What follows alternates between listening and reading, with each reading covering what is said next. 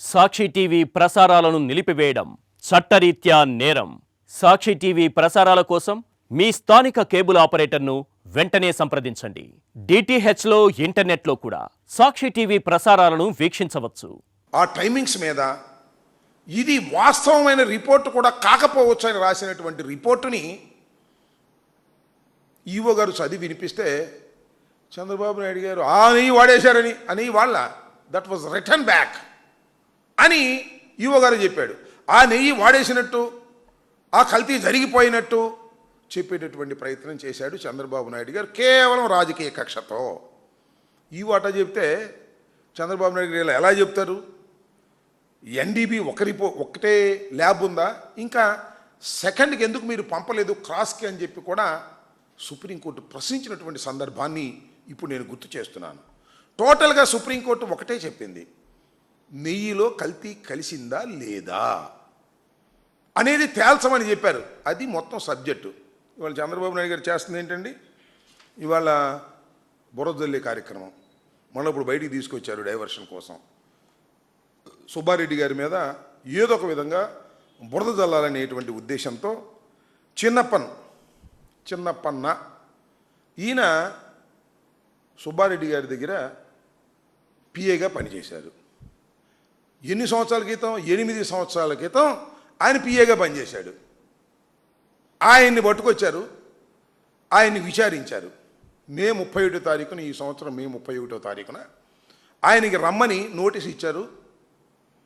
June 6వ తారీఖున వెళ్ళాడు. జూన్ 6వ తారీఖున ఆయన విచారించారు. విచారించిన తర్వాత ఆయన బయటకు వచ్చిన తర్వాత ఒక వీడియో రిలీజ్ చేశారు.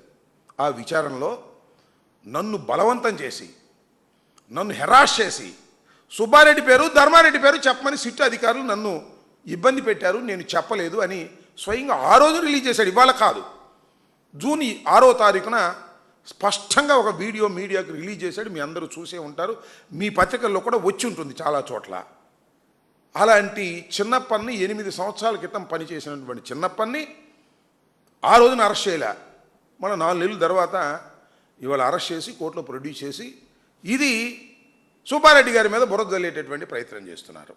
ఇక్కడ నేను కొన్ని వ్యాలిడ్ ప్రశ్నలు చంద్రబాబు నాయుడు గారిని, సిట్టు నడిపిస్తున్న చంద్రబాబు నాయుడు గారిని, ఈనాడుని, ఆంధ్రజ్యోతిని, ఎల్లో మీడియాని, సిట్టును కూడా అడుగుతా ఉన్నా. ఈ చిన్నప్పన్ అనే వ్యక్తి సుబ్బారెడ్డి గారి దగ్గరే పనిచేయలే. ఆయన ఎవరెవరి దగ్గర పనిచేశారంటే ఇప్పుడు మీ వేమిరెడ్డి ప్రభాకర్ రెడ్డి గారి దగ్గర పనిచేశాడు కొంతకాలం. వేమిరెడ్డి ప్రభాకర్ రెడ్డి గారి సతీమణి అయినటువంటి ప్రశాంత్ రెడ్డి గారి దగ్గర కూడా పనిచేశాడు. మరి వాళ్ళ దగ్గర కూడా పిఏగా పనిచేశాడు కదా. వాళ్ళ గురించి ఏం మాట్లాడరే ఈ ఎల్లో మీడియా, లేదు ఈ సిట్టు, ఈ పేపర్లు రాసేవాళ్ళు ఎందుకు మాట్లాడరు? ఓహో, వాళ్ళు ఇప్పుడు మీ పార్టీలో ఉన్నారైనా, ఇప్పుడు తెలుగుదేశంలో జాయిన్ అయ్యారైనా, తెలుగుదేశంలో బాధ్యతగత పదవుల్లో ఉన్నారైనా. అయితే మీ టార్గెట్ ఏంటి? జగన్మోహన్ రెడ్డి గారు, జగన్మోహన్ రెడ్డి గారి పార్టీ, వైఎస్ఆర్ కాంగ్రెస్ పార్టీ. దీన్ని టార్గెట్ చేయాలి. దేనికోసం టార్గెట్ చేయాలి? వెంకటేశ్వర స్వామిని అడ్డం పెట్టుకొని మీరు టార్గెట్ చేయాలి. ఇది ధర్మమేనా నేను అడుగుతా ఉన్నా. ఇదేనా మీరు చేస్తుంది చంద్రబాబు నాయుడు గారు? హిందువుల మనోభావాలు దెబ్బతినవా? ఒక దేవుణ్ణి అడ్డం పెట్టుకొని రాజకీయ కక్షలు చేస్తున్నారు మీరు. సరే, లిక్కర్ని అడ్డం పెట్టుకుని చేస్తున్నారంటే అది వేరే అంశం. ఒక దైవాన్ని, కలియుగ దైవంగా భావిస్తున్నటువంటి వెంకటేశ్వర స్వామిని అడ్డం పెట్టుకొని, వెంకటేశ్వర స్వామి లడ్డూలో కల్తీ కలిసిపోయిందని చెప్పి ఒక దుర్మార్గమైన ప్రచారం చేసి ఇవాళ సుబ్బారెడ్డి గారిని టార్గెట్ చేసేటటువంటి ప్రయత్నం మీరు చేస్తున్నారు. అంతేకాదు, నేను ఇంకో మాట అడుగుతాను సిట్టుని, చంద్రబాబు నాయుడు గారిని, ఎల్లో మీడియాని. ఏమండి, ఈ పర్చేజింగ్ కమిటీ ఉంటుంది కదా, సుబ్బారెడ్డి గారు చైర్మన్గా ఉన్నప్పుడు, వైఎస్ఆర్ కాంగ్రెస్ పార్టీ చైర్మన్గా ఉన్నప్పుడు కూడా ఓ పర్చేజింగ్ కమిటీ ఉంటుంది. ఆ పర్చేజింగ్ కమిటీలో కొలుసు పాతసారథి గారి మెంబరు, ప్రశాంత్ రెడ్డి గారి మెంబరు. మరి వాళ్ళ ప్రస్తావన రాదేమనండి ఈనాడు వారు, వారి ప్రస్తావన రాదేమనండి TV5 వారు, వాళ్ళ ప్రస్తావన రాదేమండి ఆంధ్రజ్యోతి గారు. వాళ్ళ ప్రస్తావన రాదు. ఎందుకు రాదు? సుబ్బారెడ్డి ప్రస్తావనే వస్తుంది మీకు. చిన్నప్పన్ అనే వ్యక్తి వాళ్ళ దగ్గర పనిచేసినా సుబ్బారెడ్డి గారి ప్రస్తావనే వస్తుంది.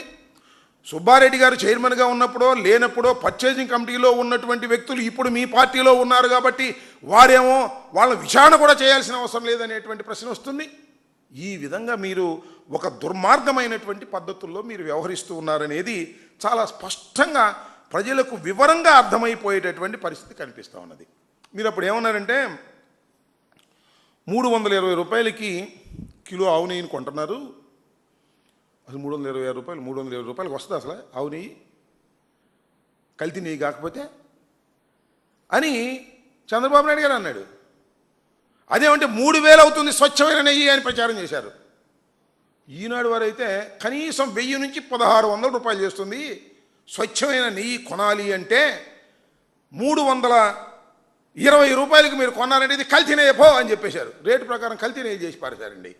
అంటే 1000 రూపాయలు 1600 కొంటే ఈనాడు ప్రకారం అది స్వచ్ఛమైన నెయ్యి, చంద్రబాబు నాయుడు ప్రకారం కొంటే 3000 కొంటే అది స్వచ్ఛమైన నెయ్యి. నేను అడుగుతా ఉన్నా, ఇప్పుడు ఈ తిరుమల తిరుపతి దేవస్థానం బోర్డు ఎంత కొంటున్నారయ్యా? ఇప్పుడు 1600 కొంటున్నారా? 3000 కొంటున్నారా? 1000 రూపాయలు కొంటున్నారా? కాకపోతే 320 రూపాయల కన్నా ఎక్కువ, 1000 రూపాయల కన్నా తక్కువ కొంటున్నారు. ఇది స్వచ్ఛమైన నెయ్యి నమ్మాలా? మీరు చెప్పే ఆర్గ్యుమెంట్ ప్రకారం చెప్పండి, నేను అడుగుతా ఉన్నా. స్వచ్ఛమైన నెయ్యి కాదనేగా చెప్పాల్సింది. ఇప్పుడు 320 రూపాయల కన్నా ఎక్కువ కొంటున్నారు, 1000 రూపాయల కన్నా తక్కువ కొంటున్నారు. ఎంత కొంటున్నారో మీకే తెలుసు. ఇప్పుడు ఎలా ఇది స్వచ్ఛమైన నెయ్యి అని ఎలా మీరు చెప్పగలుగుతారో? అప్పుడు చేసినటువంటి ఆర్గ్యుమెంటు ఏమైంది అని నేను అడుగుతా ఉన్నా. అంతేకాదు, మీకు ఇంకో చిత్రమైన విషయం చెప్తా. 2014 నుంచి 2019 వరకు నారా చంద్రబాబు నాయుడు గారే ముఖ్యమంత్రిగా వ్యవహరించాడు కదా. అప్పుడు కొంత ఎంతో తెలుసా? 276. ఎంకిలేంటి చెప్పమని అడుగుతా ఉన్నా. 276 కొంటేనేమో అది స్వచ్ఛమైన నెయ్యి చంద్రబాబు నాయుడు గారు, ఆయన దిగిపోగానే 320 కొంటేనేమో కల్తీ నెయ్యి. దుర్మార్గం, అన్యాయం, జంతువుల కొవ్వు, మాంసం కొవ్వు దానిలో కలిసిందని ఒక అపవిత్రమైన మాటలు మాట్లాడి మొత్తం భ్రష్టు పట్టించేటటువంటి కార్యక్రమం చేసినటువంటి నారా చంద్రబాబు నాయుడు గారు సుప్రీంకోర్టు ఆదేశాలను కూడా ధిక్కరించి కక్షపూరితంగా వ్యవహరిస్తున్నారు. ఇవాళ చాలా స్పష్టంగా ఆ రోజున సుప్రీంకోర్టుకి సుబ్బారెడ్డి గారు వెళ్ళి రిట్ ఫైల్ చేస్తే విచారణ జరిగింది.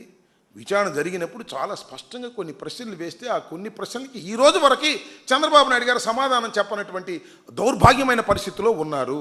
అంటే ఏమిటి?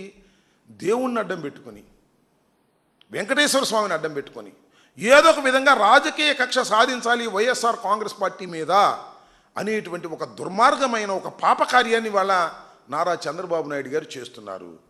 చిన్నప్పన్న అని ఆయన ఒక పిఏగా పనిచేసి ఆయన పట్టుకుని ఒక కథల్లి ఆయన ఏదో కమిషన్ తీసుకున్నాడని ₹1 పట్టుకుంది లేదు. పట్టుకొచ్చారు, ఆయన్ని ఇబ్బంది పెట్టారు. పేర్లు చెబితే శుభ్రంగా రాజేసుకుందాం అనుకున్నారు. పాపం ఆయన నిజాయితీగా నిలబడి పేర్లు చెప్పలేదు.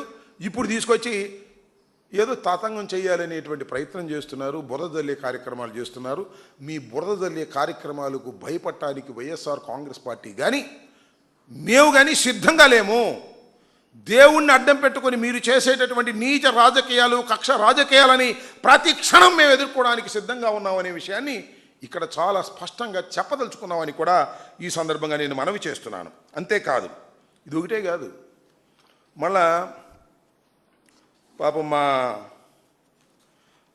జోగి రమేష్ మీద కూడా కక్ష పెట్టారు. జోగి రమేష్ కక్ష పట్టడమే కాదు, జోగి రమేష్ సంగతి ఏంటో తేల్చేస్తామంటున్నారు.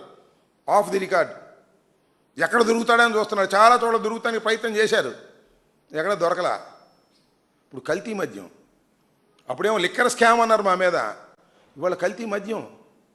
బాటిల్ అట్టాగే ఉంటుంది, దానిలో కల్తీ ఉంటుంది. బ్రాండ్ బ్రహ్మాండంగా ఉంటుంది, దాంతో కల్తీ ఉంటుంది. ఎవరు చేస్తారు ఇదంతా? చంద్రబాబు నాయుడు గారికి సంబంధించినటువంటి ప్రైవేటు వ్యాపారులు అందరూ కూడా ఇవాళ ఈ కల్తీ లిక్కర్ చేసేటటువంటి కార్యక్రమం చేస్తున్నారు. దీనిలో చూడండి, మన టీడీపీ ఆ పార్టీకి చెందినటువంటి ఇన్ఛార్జ్, తంబళ్ళపల్లి టీడీపీ ఇన్ఛార్జ్ ఉన్నాడు జయచందారెడ్డి. ఆయన కల్తీ మద్యంలో చాలా పెద్ద నిందితుడు. ఆయన మాత్రం దొరకడండి. అందరూ దొరుకుతారు కానీ ఆయన దొరకడు. ఈ కేసులో ఉన్న ఆయన బావమరిది గిరిధర్ రెడ్డి దొరకడు. జయచందారెడ్డికి పిఏ రాజేష్ కూడా దొరకడు. వీళ్ళందరూ దొరకడు. దొరికారనుకో, వాళ్ళు పట్టుకున్నారనుకో, వాస్తవాలు బయటకు వస్తాయి. అందుకని వాళ్ళు దొరకరు. దొరకపోతే ఇక జోగి రమేష్ గారి మీద కక్ష. అప్పుడేదో ఇంటి దగ్గరికి వెళ్ళి ఆయన ఏదో ప్రశ్నించడానికి వెళ్ళాడని కక్ష బట్టి ఏ కేసు దొరికిద్దో ఆ కేసులో పెట్టేద్దాం, జోగి రమేష్ను లోపల పెట్టేసి నెల తరబడి బెయిల్ రాకోకుండా పెట్టంగానే చూస్తున్నారుగా మీరు ఏం చేస్తారు? పెట్టంగానే ఒక 15 రోజులు కాలయాపన చేస్తారు. మేము బెయిల్ పిటిషన్ పడేసామనుకో వాళ్ళని పోలీస్ కస్టడీకి ఇవ్వమని అడుగుతారు. మన దాని మీద ఆర్గ్యుమెంట్స్ పోలీస్ కస్టడీకి ఇచ్చారనుకో మన తర్వాత 4-5 రోజుల తర్వాత మళ్ళీ ఇట్లా ఏదో ఒక విధంగా ఎక్కువ కాలం జైల్లో పెట్టి ఒక రాజకీయ నాయకుడిని, ఒక వైఎస్ఆర్ కాంగ్రెస్ పార్టీ నాయకుడిని వేధించాలి. ఇది చంద్రబాబు నాయుడు గారి స్ట్రాటజీ. ఈ సిట్టు స్ట్రాటజీ. ఈ సిట్లన్నీ కూడా చంద్రబాబు నాయుడు గారు సిట్ అంటే సిట్టు, స్టాండ్ అంటే స్టాండ్. వాళ్ళు చెప్పినట్టుగా ఈ సిట్టు వాళ్ళందరూ కూడా ఏదో ఒక విధంగా జగన్మోహన్ రెడ్డి గారి అనుచరుల మీద దాడి చేసి లోపల పెట్టి వారిని ఇబ్బంది పెట్టి భయపెట్టాలనేటువంటి ప్రయత్నం చేస్తున్నారు. మాకు అర్థమైంది. మేము భయపడటానికి సిద్ధంగా లేము. కాకపోతే మా బాధ అంతా ఒకటే. సరే ఈ లిక్కరు బొక్కరు వీటి మీద పెట్టి మీరు చేస్తున్నారు, వీల్ ఫేస్ ఇట్. చివరికి దైవాన్ని కూడా అడ్డం పెట్టుకొని మీరు సుబ్బారెడ్డి గారి మీద ఇంకా ఇతరుల మీద దాడి చేయాలనో లేకపోతే అల్లరి చేయాలనో మీరు చేసేటటువంటి ప్రయత్నం సరైనది కాదు. మీ తెలుగుదేశంలో ఉంటేనేమో కన్వీనియంట్గా వాళ్ళు ఎస్కేప్ అయిపోతారు. వైఎస్ఆర్సీపీలో ప్రధానంగా ఉన్న వారి మీద కక్ష సాధించేటటువంటి కార్యక్రమాలు చేస్తారు. ఈ కార్యక్రమాలను ఇప్పటికైనా మీరు ఆపుకోకపోతే నెంబర్ 1 దైవం క్షమించదు.